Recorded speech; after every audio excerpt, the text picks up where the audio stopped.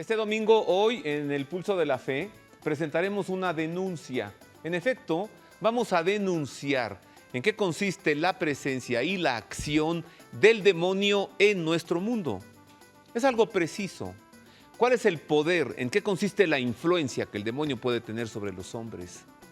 ¿Y en qué consiste la derrota de Jesucristo al demonio, al padre de la mentira, al príncipe de este mundo, aquel con quien muchos han establecido peligrosos vínculos de amistad? Es el tema de hoy en el Pulso de la Fe. El maligno, su acción, su presencia en el mundo. Quédese con nosotros.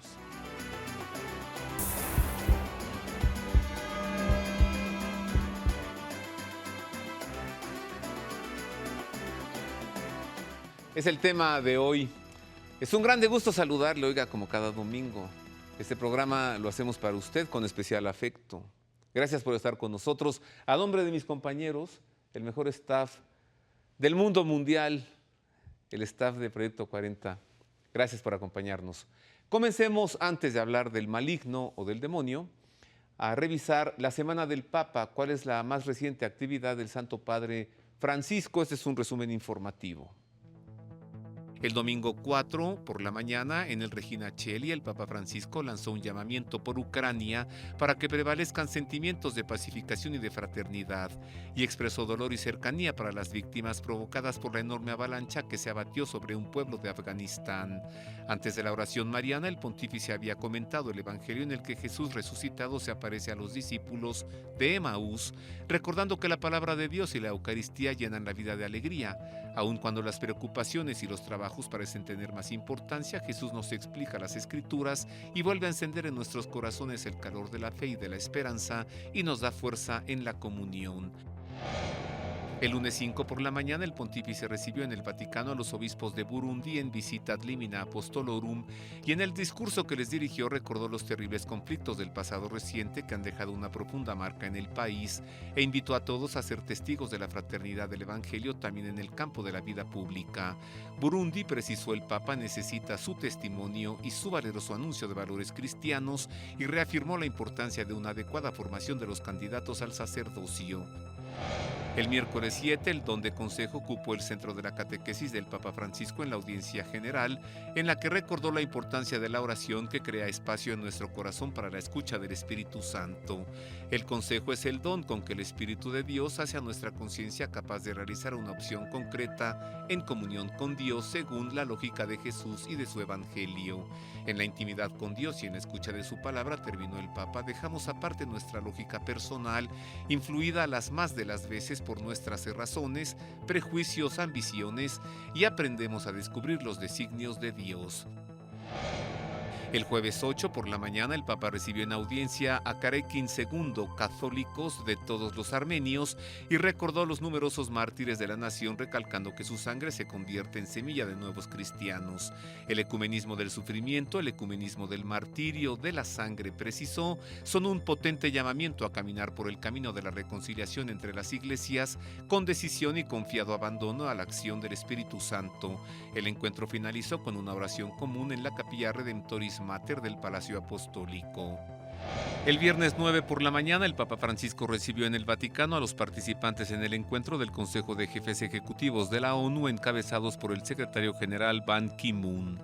Tras recordar los resultados de los objetivos de desarrollo del milenio, especialmente en la educación y en la disminución de la pobreza extrema, el pontífice subrayó, sin embargo, que una parte importante de la humanidad está todavía relegada como seres humanos de segunda categoría. Es pues necesario que los futuros objetivos del desarrollo sostenible incidan en las causas estructurales de la pobreza, oponiéndose a la economía de la exclusión, a la cultura del descarte, que podrían convertirse en una mentalidad aceptada previamente. Muy bien, ahora el Santo Padre se reúne con el secretario general de la ONU, el señor Ban Ki-moon, y el Papa dice, vamos a hacer una acción conjunta, vamos a traer paz al mundo. Entremos al tema que nos ocupa hoy. Comencemos a hablar del maligno. ¿Cómo es que ha evolucionado el concepto del demonio desde el Antiguo Testamento, en el judaísmo, en los inicios del cristianismo y en nuestro tiempo? cómo ha ido cambiando la idea que tenemos de este ser maligno. Miren. El término demonio se deriva de la palabra griega daimo, que significa dios inferior, genio o alma de los muertos. En el paganismo del antiguo Oriente se consideraba al demonio como una fuerza oscura cuya presencia se intuye detrás de los males que le ocurren al hombre. Se les atribuía una influencia directa en ciertos lugares hechizados, en las enfermedades y en las desgracias. En el Antiguo Testamento, la Sagrada Escritura utiliza los nombres paganos de las fuerzas que atormentan al hombre sin distinguir al principio entre fuerzas angélicas y fuerzas diabólicas o malas. Las desgracias se consideraban como una especie de azotes de Dios, como los paganos, al tributar culto a estos espíritus para conciliarse con ellos, los hicieron dioses. Los traductores griegos de la Biblia identificaron a todos los dioses paganos con los demonios. En el judaísmo tardío se considera a los demonios como ángeles caídos, en rebelión contra Dios, caracterizados por la soberbia y la lujuria que atormentan al hombre. Solo se les puede expulsar con exorcismos deprecatorios. En el Nuevo Testamento, la vida de Jesús se sitúa en la perspectiva del duelo angélico, enfrentándose Jesús personalmente con Satanás o con Belzebul, el príncipe de los demonios, y con sus demonios auxiliares, enemigos directos del reino. En el cristianismo, el duelo de los apóstoles y de los cristianos contra los demonios, enemigos del reino de Dios, adopta múltiples formas en la lucha contra las supersticiones, la idolatría, los espíritus adivinatorios, las falsas sabidurías, las falsas doctrinas, los prodigios y los signos que engañan. Finalmente, en nuestro tiempo, el dominio misterioso del demonio sobre una criatura que se ha entregado a él y que está en su poder es considerado como una opresión o posesión satánica. Para liberarla de la posesión es necesaria la celebración del ritual del exorcismo mayor en el nombre de Jesucristo. Así ha evolucionado el concepto, la idea del demonio a lo largo de los siglos. Pero en nuestro tiempo hay un acontecimiento peligroso. Son muchos los teólogos que niegan la existencia del demonio como un ser personal, como una criatura. Hay otro peligro. Parece que la Iglesia ha dejado de hablar del demonio. ¿Cuáles son las consecuencias a esto? Para profundizar en este tema, recibo con afecto al padre Fausto Núñez Vázquez. Él es licenciado en Teología Bíblica por la Universidad Pontificia de México, tiene licenciatura en Filosofía por la Universidad de Puebla, la UPAEP, también licenciatura en Teología Dogmática por la Universidad Pontificia de México y es profesor en esta misma universidad, la Universidad del Papa y de los Obispos de México, la Universidad Pontificia. Padre Fausto, bienvenido, muchas gracias. Al contrario, Roberto, muchas gracias a ti por hacerme esta cordial invitación y estamos aquí con mucho gusto para tocar este tema que realmente es muy puntiagudo en este momento crucial para la vida de la Iglesia. Gracias, Padre. Habría que pensar, aunque la pregunta suene a perogrullo, pero en nuestro tiempo pues ya es necesario comenzar con esto. ¿El demonio existe, sí o no? ¿O el demonio es un concepto, una creaturización que el hombre se inventó de una realidad que es el mal y que es la ausencia de bien? ¿O el demonio es una criatura que actúa? Bueno, el demonio puede ser abordado por distintos puntos de vista y pueden ser muy respetables o no. Pero nosotros, en el discurso de la fe, nosotros nos basamos en el dato que el Espíritu Santo ha revelado a la Iglesia y que está contenida de manera muy especial en la Sagrada Escritura y en la tradición apostólica. Y si nosotros hacemos la pregunta al Espíritu Santo, porque Él inspiró los textos bíblicos, ¿el demonio existe? La respuesta es afirmativa. Sí, existe el demonio como un ser personal, individual, poderoso, como le llama incluso el Catecismo de la Iglesia cuando lo describe, dice, aún siendo un ángel poderoso, tiene ciertamente sus límites con respecto al proyecto de salvación que Dios nos tiene. La respuesta entonces, mi querido Roberto, sin titubear por el Espíritu Santo es: existe el demonio como una entidad personal, real, anómala, enemiga de Dios y de los hombres. ¿Por qué si afirmamos que Cristo venció al demonio en la cruz? ¿Por qué el demonio sigue actuando con tanta fuerza en nuestro mundo? Solo hay que ver las primeras planas de los periódicos y ahí está lo que provoca. Bien, ese objetivamente, como sucede para empezar con el tema de la redención, objetivamente, es decir, como un hecho real, Jesucristo al morir en la cruz redime a toda la humanidad, sin excepción de ningún solo ser humano, porque su muerte en la cruz tiene ese valor salvífico universal, objetivamente. Pero subjetivamente se requiere de un mínimo ejercicio del ser humano que se llama la libertad. Dice el Espíritu Santo: quien confiesa con su boca y cree en su corazón que Jesucristo es el Señor, será salvado. Objetivamente ya está redimido, pero subjetivamente hay que hacer lo suyo. Esto lo trasladamos al punto que tú me preguntas sobre el demonio, ¿por qué si ya está atado sigue activo? Y no solamente activo, activísimo, dice el Espíritu Santo allá en la carta de Pedro. Ustedes atentos porque el diablo anda como león rugiente viendo a quién devorar. Por eso, esa imagen un tanto que parece que se la debemos a San Agustín, de que ya está el demonio aprisionado y sin poder hacer nada, es un tanto imprecisa porque él está más activo que nunca. Objetivamente, él ya está sometido porque ha sido vencido por Jesús en la cruz, pero subjetivamente la persona también, así como acepta la redención de Cristo, tiene que repudiar explícitamente las obras del demonio. Entonces, parece ser que al no estar conscientes de la existencia, de la presencia y de su actividad y no repudiarlo, se dan movimientos en sentido contrario.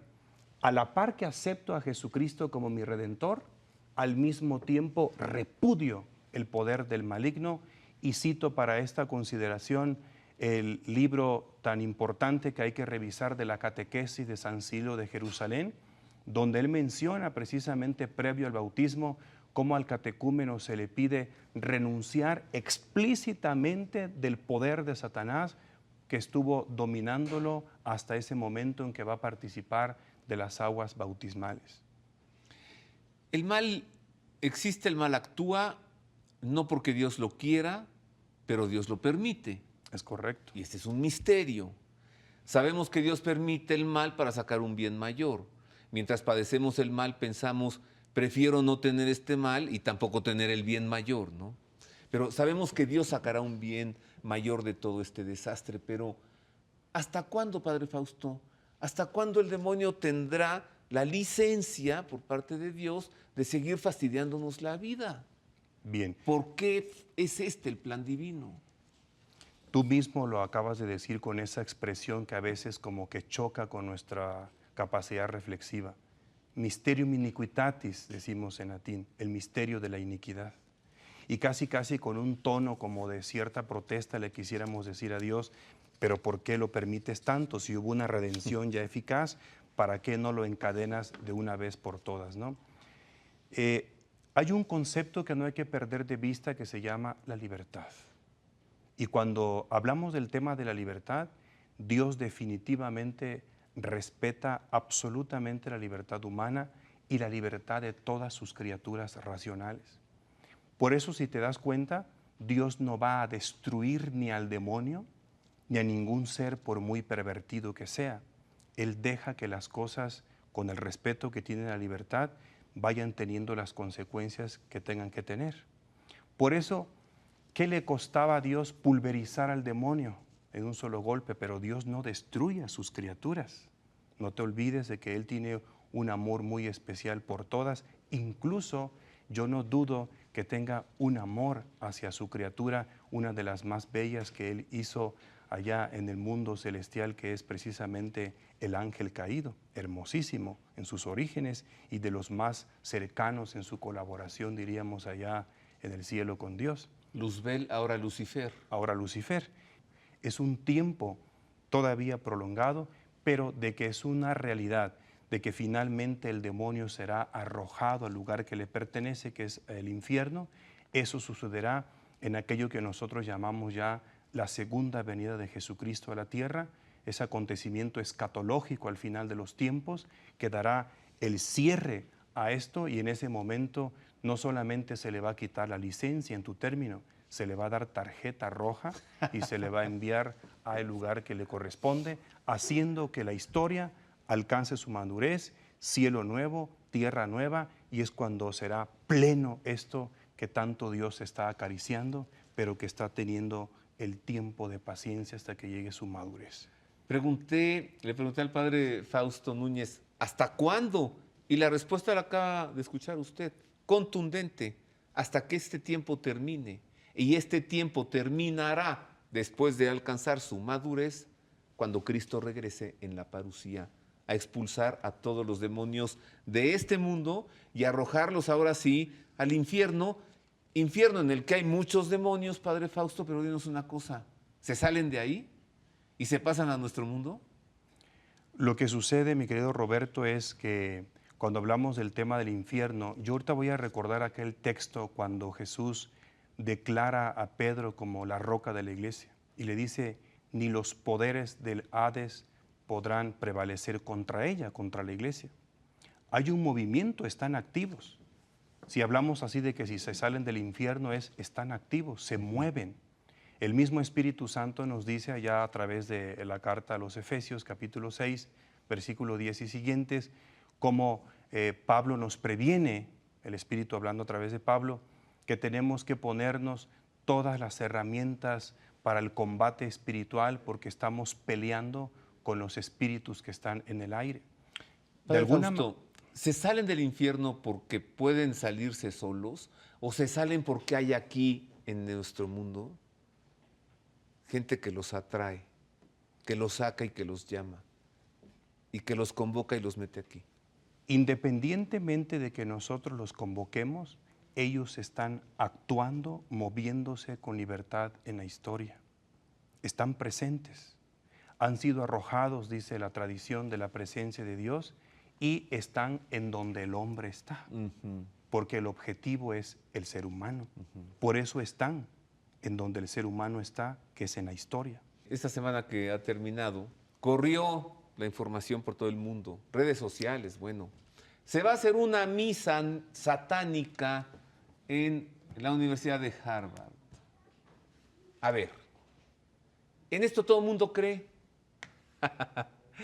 ¿Qué pasa si se dice, se va a celebrar una misa en la iglesia de la esquina? A nadie va, a nadie le preocupa. Pero si es una misa satánica, el mundo se prende, ¿no? Es decir, sí se cree en el demonio, pero porque hay algunos que no creen en el demonio. Y en las redes sociales alguien me decía, oye, ¿cómo ves lo de la misa satánica? Qué bueno que se suspendió, ¿no? Sí, logró suspenderse, gracias al escándalo. Dijo, pero qué extraño en una universidad de ese prestigio. Y yo respondí en las redes sociales, padre, ¿qué te asombra si de esa universidad salen prácticamente todos los alumnos afiliados ya a sectas masónicas y satánicas, a sectas iluministas, a sociedades secretas, las más peligrosas, para ser insertados en puestos de poder de gobierno de la Universidad de Harvard? Ahora, al saber que se iba a hacer una misa satánica, pues ya sabemos por qué. Voy a hacer una pausa, regreso, para hablar de esta realidad. El demonio existe, el padre Fausto lo ha dicho. ¿Por qué algunos teólogos, por qué algunos obispos dicen que no existe? Y que el oficio de exorcista es un desperdicio. Vuelvo con esto y con más, y con los riesgos también de negar la existencia del demonio y de no conocer su acción.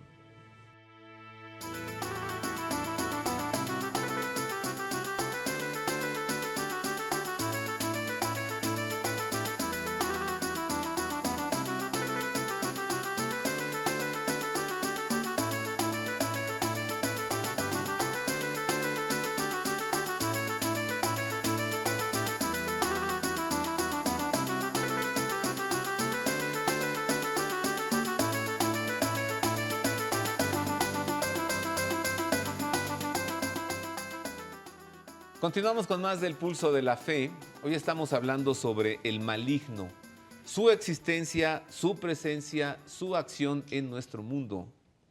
El maligno suele encubrirse, el demonio se oculta, actúa con el rostro cubierto, con las manos enguantadas en la oscuridad. Y cuando se le denuncia, pues no le gusta, pero eso estamos haciendo aquí hoy, denunciando su acción.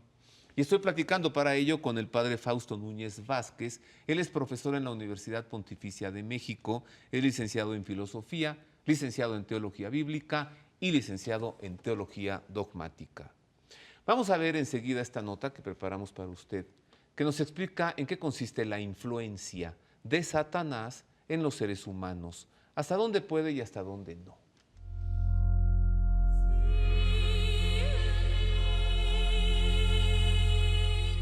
Es el carácter irrevocable de su elección y no un defecto de la infinita misericordia divina lo que hace que el pecado de los ángeles no pueda ser perdonado.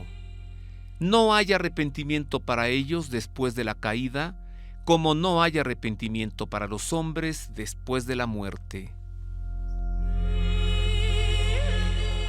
La Escritura atestigua la influencia nefasta de aquel a quien Jesús llama homicida desde el principio, y que incluso intentó apartarlo de la misión recibida del Padre. El Hijo de Dios se manifestó para deshacer las obras del diablo. La más grave en consecuencia de estas obras ha sido la seducción mentirosa que ha inducido al hombre a desobedecer a Dios. Sin embargo, el poder de Satán no es infinito, no es más que una criatura, poderosa por el hecho de ser espíritu puro, pero siempre criatura. No puede impedir la edificación del reino de Dios. Aunque Satán actúe en el mundo por odio contra Dios y su reino en Jesucristo, y aunque su acción cause graves daños de naturaleza espiritual e indirectamente incluso de naturaleza física en cada hombre y en la sociedad, esta acción es permitida por la divina providencia que con fuerza y dulzura dirige la historia del hombre y del mundo. El que Dios permita la actividad diabólica es un gran misterio, pero nosotros sabemos que en todas las cosas interviene Dios para bien de los que le aman.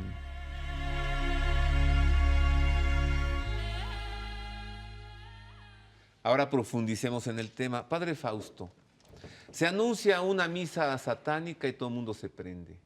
Pero por otro lado, sacerdotes, teólogos, obispos, dicen eso del demonio es de la Edad Media. Eso está superado. ¿Por qué? Lo que pasa es que, a propósito, por eso, por ahí ya, para gloria de Dios y gracias a Dios, escribimos un librito que se llama Talita Kum. Ah, yo lo estoy leyendo, es buenísimo. Palabras arameas que significan muchachita, levántate o ponte de pie, en el contexto de la resurrección de la hija de Jairo, pero quisimos interpretarlo de manera simbólica para representar en ella la figura de la iglesia, que pensamos que en este momento se parece a esa chiquilla que está dormida. Y dormida por un poderoso espíritu maligno, porque permíteme decirte, Roberto, que normalmente cuando hablamos del maligno solo nos imaginamos que es uno solo, una entidad, cuando que el Espíritu Santo en el libro del Apocalipsis dice que el gran dragón rojo, refiriéndose a Satanás, y que por cierto el vidente a propósito menciona varios nombres del maligno allí, San Juan, afirma que una tercera parte de las estrellas fueron arrastradas por la cola del gran dragón rojo, símbolo del maligno, y las estrellas, el mismo libro del Apocalipsis nos aclara en el capítulo 1 que se refiere a los ángeles de Dios. Y si tú observas en el capítulo 5 del Apocalipsis, dicen que hay miriadas y miriadas y miriadas de ángeles fieles adorando al Cordero que está de pie delante del trono. Eso significa entonces que el tercio de ángeles es una cantidad considerable que ha caído de la tierra. O sea, millones. Son millones, millones de seres espirituales, ángeles, que por el hecho de ser ángeles, por naturaleza ya son superiores a cualquier ser humano en virtud de su naturaleza angelical. Por lo Espíritus tanto, puros. espíritus puros. Por lo O tanto, puro espíritu. tengamos cuidado entonces cuando hablemos del maligno. Él es uno, Él es el líder, Él es el jefe, Él es el más poderoso, pero que sedujo a una tercera parte de los ángeles, conformando, voy a utilizar un lenguaje tradicional, un ejército poderoso. Y cuando digo ejército, es un término que no lo estoy inventando yo. El Espíritu Santo habla en la carta a los Efesios de una batalla contra los espíritus que están en el aire. No estamos peleando contra cualquier poder, sino con espíritus tenebrosos que están en el aire, y por lo tanto es un ejército. Y el Concilio Vaticano II, en el documento que se llama Gaudium et Spes, en el número 13, perdón, Gaudium et Spes, en el número 37, habla de una batalla entre la luz y las tinieblas que durará hasta el fin de los tiempos. Y es cierto, también en el número 13 se habla de una constante pelea entre la luz y la oscuridad. Símbolos que fueron retomados de la tradición juánica, que hablan precisamente de esa batalla entre el bien y el mal, que no solamente se reduce a meras decisiones buenas o malas del ser humano, sino que estamos, aparte de las decisiones humanas, detrás se encuentran estos ángeles pervertidos que nos quieren desorientar a Dios. Pero quisiera, perdón Roberto, Tomás, una cosa, esa batalla, el campo, la arena, el estadio, es nuestro mundo. es la historia humana. La batalla se libra aquí. Es la historia humana. El Coliseo es este. Así es. Y esta batalla estará desarrollándose hasta el fin de los tiempos. Termina este tiempo y Cristo regresa, lo que nos explicabas anteriormente. Ajá. Pero ¿Y por qué entonces hay algunos que no creen en esto, padre? a Obispos. eso voy. Si el Espíritu Santo a través de San Pablo nos dice que hay que ponernos el traje para la batalla, entre ellos la fe, la caridad, la espada del Espíritu, que es la palabra de Dios, no hay que perder de vista ese punto, ¿cómo es posible que vayamos a ser capaces de salir victoriosos en esta batalla? Y como bien dijiste, el Coliseo es la historia humana, este momento que estamos viviendo. Si independientemente de que nos pongamos el traje que nos dice la revelación divina, no estamos conscientes contra quién estamos peleando, O sea, porque este traje es- se trata de una realidad.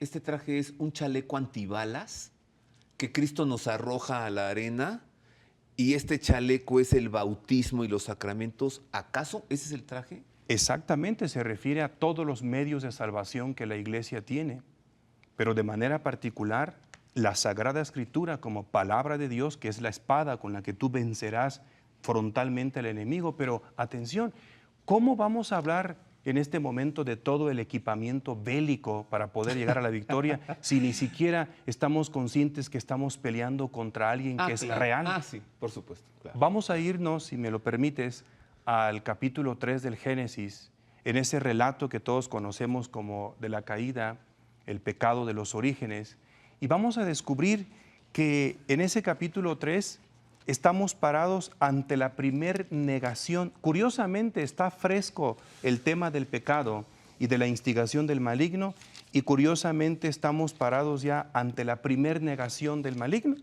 Así es de que a mí no me preocupa en este ¿Génesis? momento. Génesis capítulo 3, cuando Dios se le acerca a Adán después de haber cometido el pecado, dice la palabra de Dios en el versículo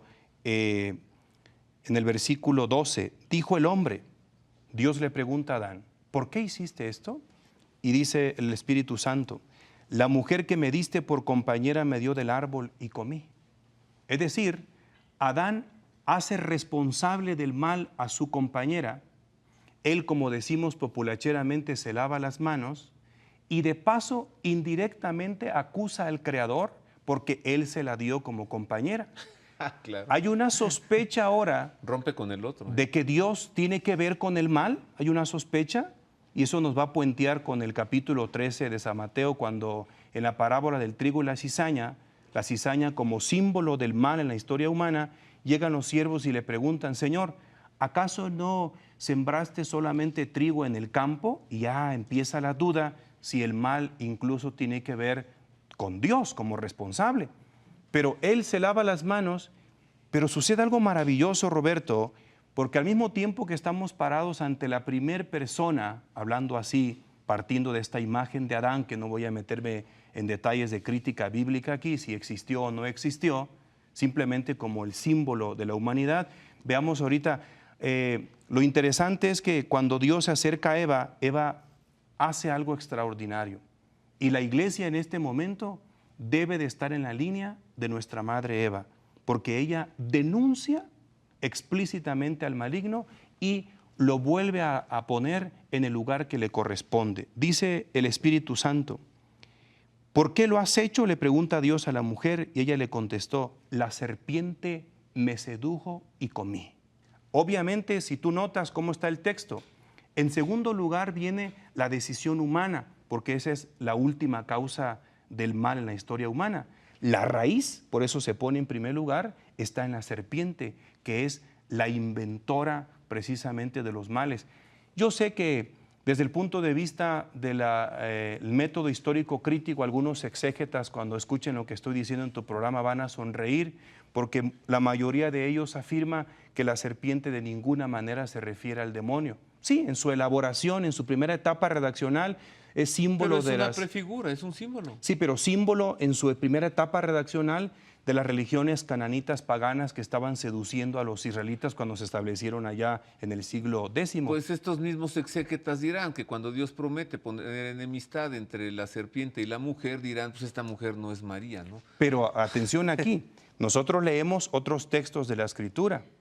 Hay que aprender a leer la Escritura, frases o textos de la Biblia en su totalidad y en su unidad armónica. Y en el Apocalipsis, capítulo 12, allí, sin titubeos, el vidente dice: Satanás, el gran dragón, la serpiente antigua, y con eso lo identificamos como el demonio sin ningún problema. Ahora, espíritu maligno encubridor. Adán lo oculta, Eva lo denuncia y lo trae al escenario. ¿De qué se trata en este momento de la historia entonces?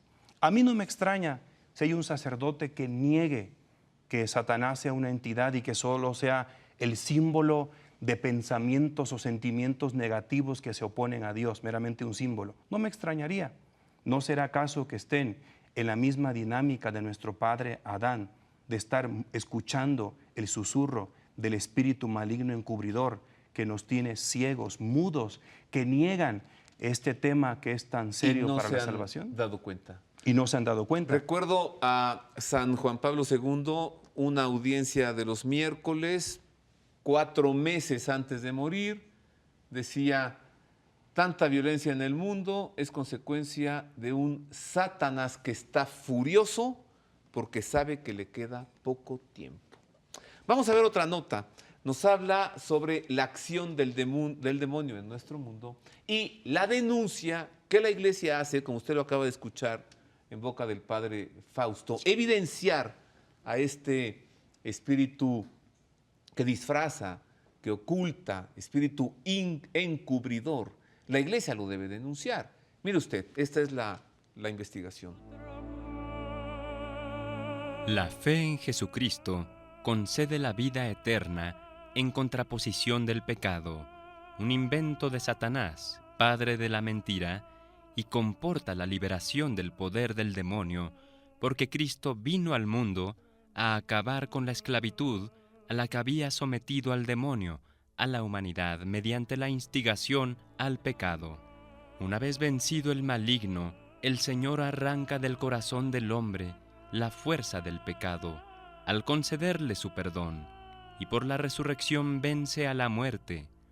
Este es el contenido esencial del Evangelio, el anuncio del triunfo de la pasión y resurrección de Jesucristo sobre el demonio, el pecado y la muerte, y la denuncia de la existencia, presencia y acción del demonio, y de los ángeles caídos en la historia humana, a quienes es preciso repudiar en el nombre del Señor. La liberación de la humanidad del poder del demonio, mediante el poder de la cruz y de la resurrección, es una realidad universal que ocurrió hace 2000 años y que es indispensable hacerla nuestra en todo tiempo y lugar, mediante las dos perspectivas del Evangelio. Primera, repudia al demonio, rechazándolo, como al amo a quien habíamos servido como sus esclavos. pues efectivamente nos tuvo atados en virtud del pecado, tal y como lo manifiesta el ritual del sacramento del bautismo. Y segunda, declarar que Jesucristo es el Salvador y Señor, y en su nombre desterrar para siempre la instigación de los malos espíritus, pues la acción de Satanás y de sus ángeles caídos continúan activos, pues los pecados se han ido haciendo más sofisticados y más agresivos en contra de la dignidad humana.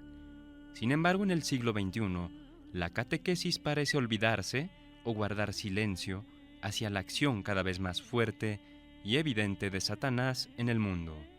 Este vacío en la denuncia de la acción del demonio es un problema serio que va más allá de la pérdida de fe y del poder mismo de Satanás y de sus ángeles caídos, pues es probable que resulte de una estrategia suya en permanecer oculto.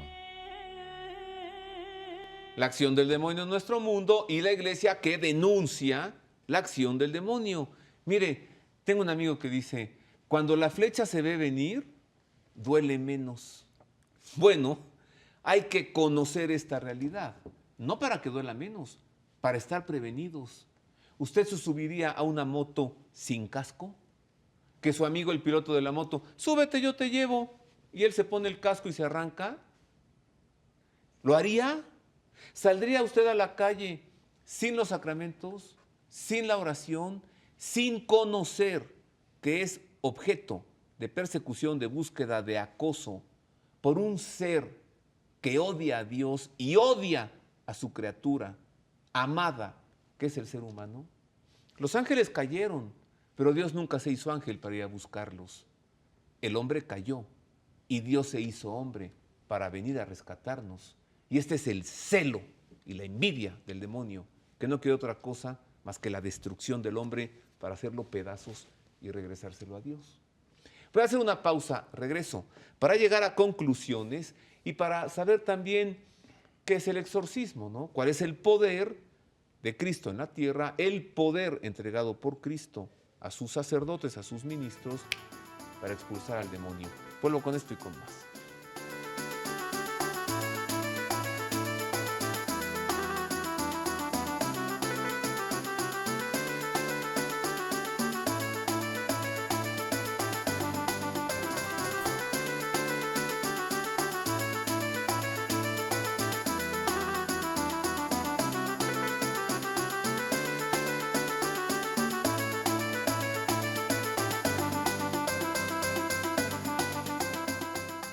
Pues estoy aquí leyendo algunos tweets que usted hace favor de enviarme. Gracias por comunicarse a través del Twitter. Es una forma rápida de seguir en comunicación. Muchos mensajes, Padre. Nuestro público muy agradecido contigo. Me preguntan sobre tus libros, que ¿cómo se llama el que mencionaste? Talita cum. Talita cum. Bueno, estamos hablando sobre el maligno, la denuncia del maligno, su acción en nuestro mundo. Estoy platicando con el padre Fausto Núñez Vázquez, experto en teología bíblica, teología dogmática, en filosofía y profesor en la Universidad Pontificia de México. Vamos a ver qué es el exorcismo, en qué consiste este ritual, el exorcismo mayor, la liberación del demonio, este poder que Cristo confirió a su iglesia. Mire. El Catecismo de la Iglesia Católica establece en su párrafo 1673 que cuando la Iglesia pide públicamente y con autoridad, en nombre de Jesucristo, que una persona o un objeto sea protegido contra las acechanzas del maligno y sustraída a su dominio, se habla de exorcismo. Jesús lo practicó. De él tiene la Iglesia el poder y el oficio de exorcizar. En forma simple, el exorcismo tiene lugar en la celebración del bautismo. El exorcismo solemne, llamado el Gran Exorcismo, solo puede ser practicado por un sacerdote y con el permiso del obispo. En estos casos es preciso proceder con prudencia, observando estrictamente las reglas establecidas por la Iglesia. El exorcismo intenta expulsar a los demonios o liberar del dominio demoníaco gracias a la autoridad espiritual que Jesús ha confiado a su iglesia. Muy distinto es el caso de las enfermedades, sobre todo psíquicas, cuyo cuidado pertenece a la ciencia médica. Por tanto, es importante asegurarse, antes de celebrar el exorcismo, de que se trata de una presencia del maligno y no de una enfermedad.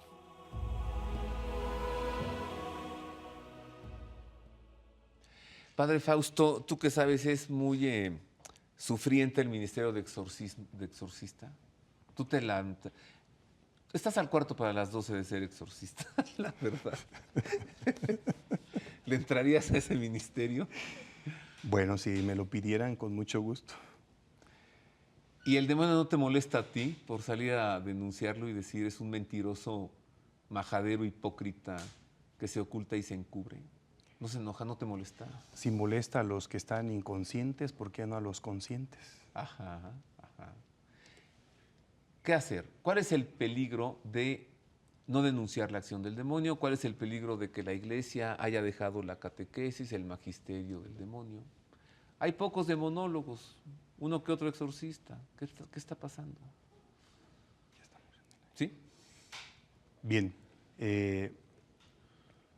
Denuncio que el espíritu maligno encubridor es el que está metido hasta las paredes más recónditas de la iglesia. Eso se demuestra a partir de que en el Concilio Vaticano II, Gaudium et Spes número 13, nuestros obispos reunidos e iluminados por el Espíritu Santo, gracias a Dios, denunciaron que la última explicación de todos los males y del corazón contradictorio del ser humano es la instigación diabólica. Eso quiere decir que está presente batalla que durará hasta el final de los tiempos. Pero a partir del Vaticano II para acá, en ese libro de Talita Cum, hago un ensayo donde propongo que se ha ido diluyendo el tema del maligno hasta casi desaparecer a nivel de declaraciones magisteriales, de documentos importantes como por ejemplo el documento de Puebla, en donde parece ser que la raíz de los males son cuestiones más bien de tipo estructura social y no de irse a la raíz verdaderamente teológica. Documentos como el de Santo Domingo e incluso, Roberto, el documento de Aparecida 2007, que es la última conferencia del episcopado latinoamericano y que tiene que ver con las directrices pastorales de la Iglesia Latina en este momento, curiosamente no se denuncia explícitamente el tema del maligno.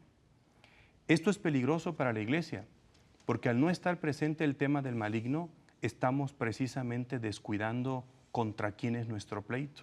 Ahora solo se habla del pecado, pero el pecado es obra, no es la verdadera raíz. La raíz es Satanás. El pecado es lo que vemos. O sea, exacto. El dolor de cabeza es lo que vemos, no el tumor que hay adentro. Pero vemos el pecado, pero no lo que lo la raíz provoca. Ajá. Y Jesús efectivamente viene a liberarnos de la obra de Satanás. Primera de Juan 3:8. Jesucristo se manifestó, para deshacer las obras del diablo. Pero del diablo, atención, por lo tanto la misión de Jesucristo tiene que ver estrictamente con una denuncia del maligno. Revisemos los evangelios y vas a encontrar cuál es la razón del apostolado de los primeros discípulos. Efectivamente los llamó para estar con él, pero también los envió a predicar para expulsar a los demonios. En su nombre. Porque esa es la misión fundamental de la iglesia. Por lo tanto, no se puede hablar de anuncio del evangelio si explícitamente no se denuncia la acción del maligno. Por ejemplo, ¿cómo podemos hablar de bautismo si no hablamos del maligno? De hecho, cuando celebramos el ritual del bautismo, el exorcismo que allí se hace, porque es un verdadero exorcismo, es expulsar a Satanás y a los espíritus malignos. La mayoría de los presbíteros o los que ejercemos ese servicio a la iglesia, curiosamente no lo hacemos de manera consciente. Eso quiere decir que tenemos allí un enorme descuido. Hagamos una investigación, una estadística. ¿En cuántos templos los pastores están denunciando explícitamente la existencia, presencia y acción del maligno? Y nos vamos a sorprender. Quiere decir que estamos descuidando uno de los puntos medulares. No hay soteriología auténtica y plena si no se denuncia explícitamente a Satanás. A ver, padre, yo tengo dos preguntas y tengo 2 minutos pensando en mi público. Habrá quien quiera que te pregunte, ¿para qué hablar del demonio pudiendo hablar de Cristo y de Dios? Porque simple y sencillamente, si revisamos las Escrituras, Y vuelvo a citar el texto. Jesucristo se manifestó para deshacer las obras del diablo. De hecho, la soteriología tiene que ver liberación del demonio, liberación del pecado y liberación de la muerte. La muerte como consecuencia, el pecado como obra, pero ¿de quién? Del maligno. Cito a los padres conciliares del Vaticano II. El hombre se siente como aherrojado entre cadenas porque no puede zafarse de esto que lo oprime. Pero el Señor vino en persona para fortalecerlo interiormente y para expulsar al príncipe de este mundo, y cita Juan 12:31, Gaudium et Spes, número 13. La última pregunta, en medio minuto, padre, pensando en nuestro amable público, ¿qué hacer para quitarle poder a Satanás? ¿Qué hacer para defendernos de este Conocerlo. barba azul, como le decía el padre Pío? Así le decía el padre Pío, sí, simpático. Chupacabras. Conocerlo, percibir su táctica, que es la negación de la palabra de Dios, porque la clave para descubrir su presencia es que Él siempre está instigando y contradiciendo lo que Dios nos ha revelado en su palabra divina. Esa es la clave, conocerlo para resistirle firmes en la fe. Si no, no vamos a salir librados de este combate. Bueno, y yo le comporto a usted que me ve, mire, ¿cómo dice el anuncio? No salga sin ella, ¿no? Yo no salgo, mire, aquí está en mi cartera, lo traigo. San Miguel Arcángel, defiéndenos en la batalla. Y detente, el corazón de Jesús está conmigo. Esto es una cosa poderosísima. Este sacramental, el detente, el corazón de Jesús está conmigo. Son sacramentales muy poderosos. Poderosísimos. Ya no le enseño la medalla de San Benito que traigo aquí porque ya no hay tiempo, pero antes que esto están los sacramentos, Padre Fausto. Y el primer sacramento que nos libera del poder que hemos heredado negativo del demonio es el bautismo. Ajá. En el bautismo se expulsa literalmente el poder de Satanás y se recupera la filiación divina que está impedida por la acción diabólica. Muchas gracias, Padre Fausto. Gracias a ti, Roberto, fue un placer. Vente pronto, ¿no? Que este sea un primer programa. A tus órdenes. Gracias. Gracias a Padre ti. Fausto. Un abrazo. Y a usted le recomiendo, mire, si esto le gustó, imagínese de manera formal en una universidad, en la Universidad Pontificia de México, que tiene diplomados los sábados y también diplomados de verano. Acérquese y conozca mucho más de nuestra fe. Yo guardo mi detente, no salgo sin él. Mi San Miguel Arcángel. Y vámonos hasta Roma para conocer los detalles de la audiencia general, que es lo que el Santo Padre Francisco nos explicó esta semana. Él está hablando de las virtudes y explicó el don de la fortaleza.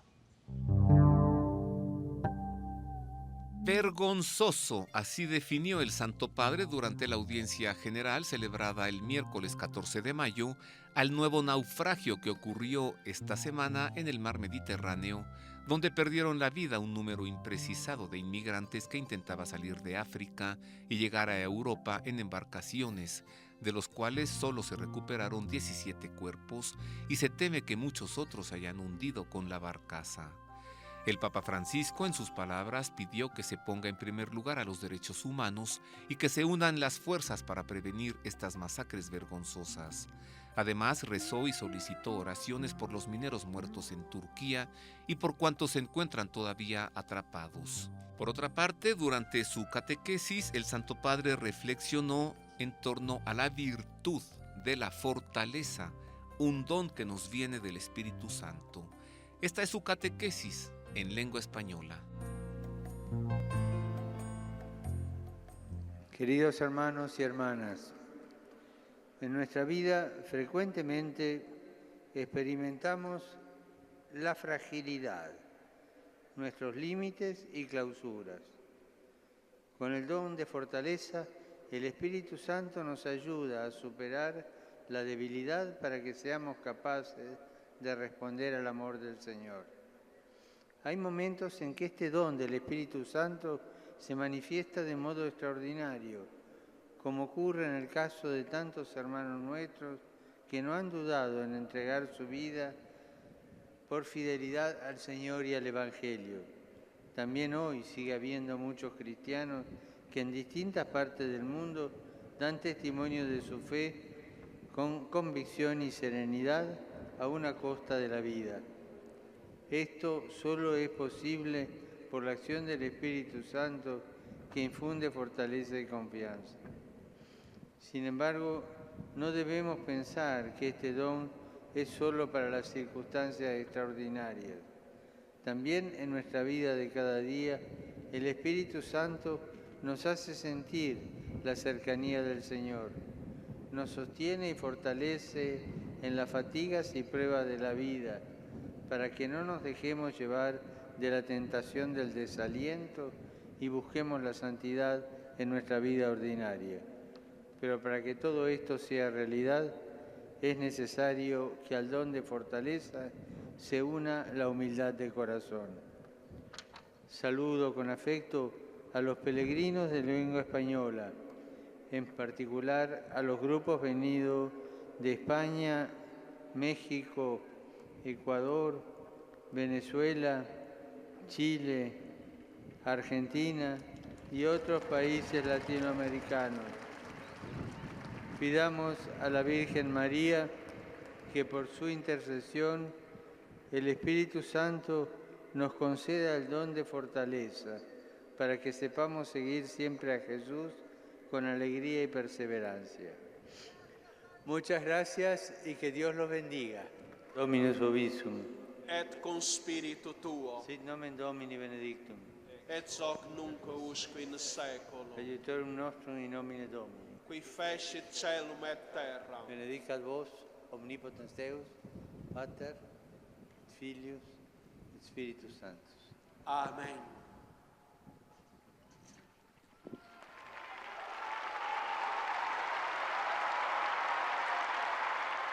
La audiencia general presidida por el Santo Padre Francisco.